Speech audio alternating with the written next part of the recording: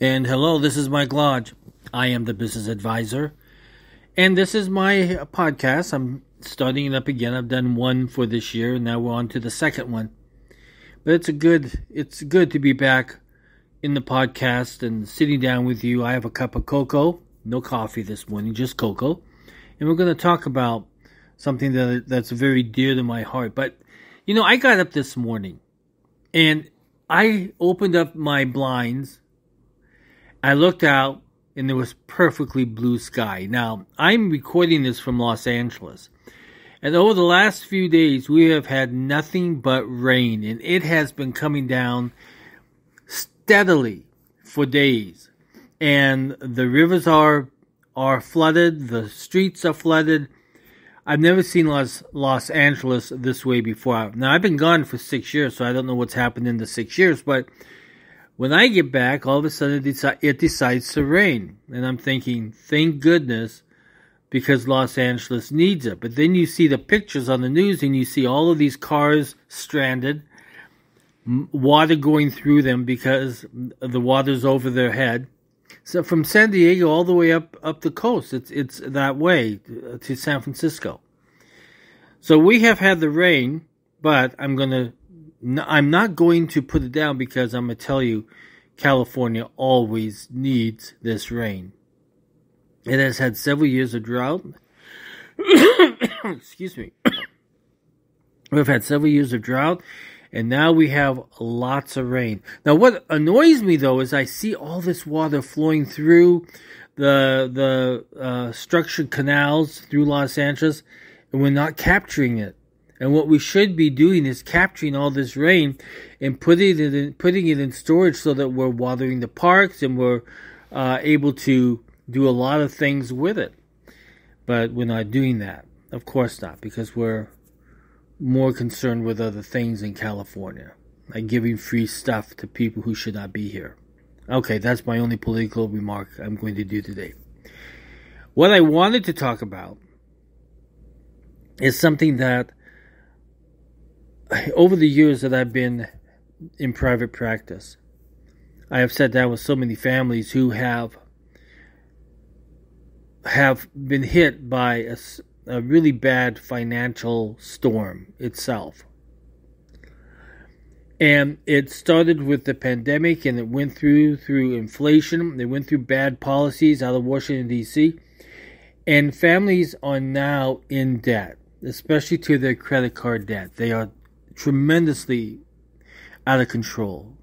But the biggest reason, of course, is the cost of food, the cost of gas. I mean, here in Los Angeles, they're still paying $5 a gallon for gas because the state doesn't want to lose any of that tax revenue off the gas money. So they keep it going at high tax rates.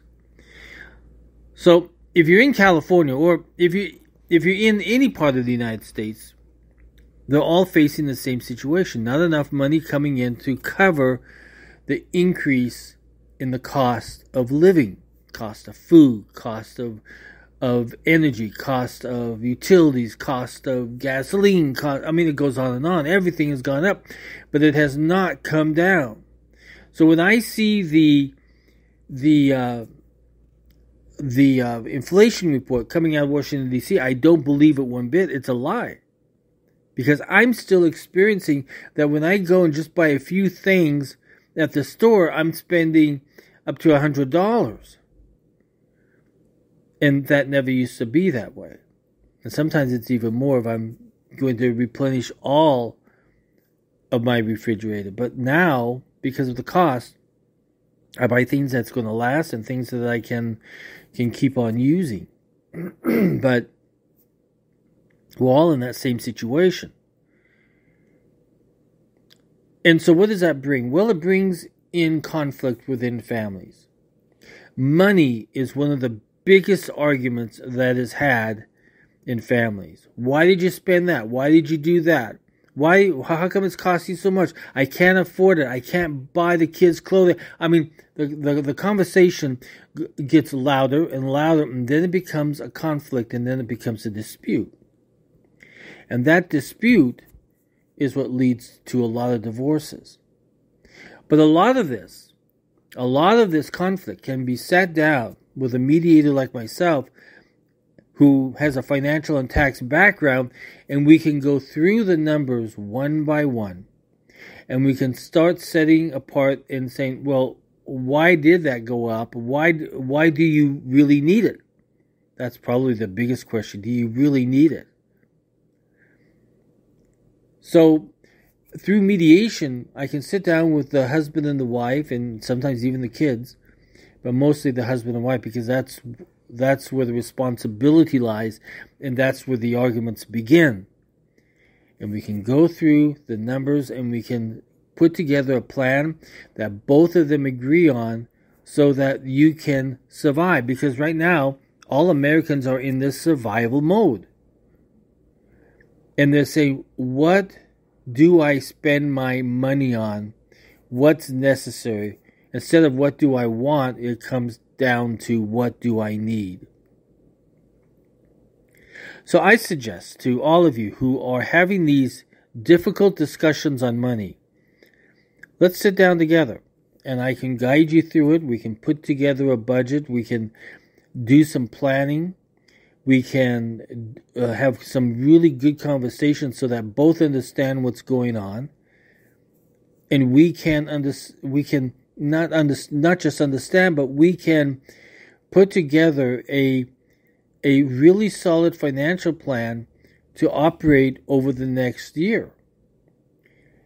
And it's important because those conflicts, you don't want to be leading into divorce or separation. The issue is that you both love each other, and it's time to sit down and have that difficult conversation on money. And when you have a third party, such as myself, it allows me to ask you questions, and both of you think about the answer.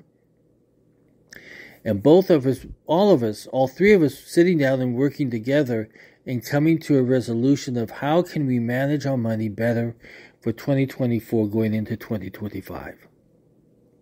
For one thing, it seems so strange that we're even talking about it's 2024. When just a few years ago in 2000, we were saying, oh, the world's going to end because the computers were not set up. Now we're in 2024 and we're saying the world's going to end because we don't have enough money. We are a strange group of human beings, aren't we?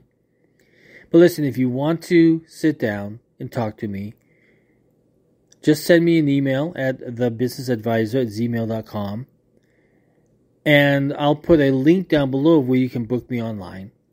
But let's sit down. Let's have that earnest, heart-to-heart conversation, not pointing fingers at anybody, but we're just going to talk numbers so that we all understand what's on the table. And then we can put something else on the table, and that is a plan, of good financial plan to manage our money, or what's left of it. Listen, this is Mike Lodge. I am the Business Advisor. Thanks for listening. Talk with you soon. Bye-bye.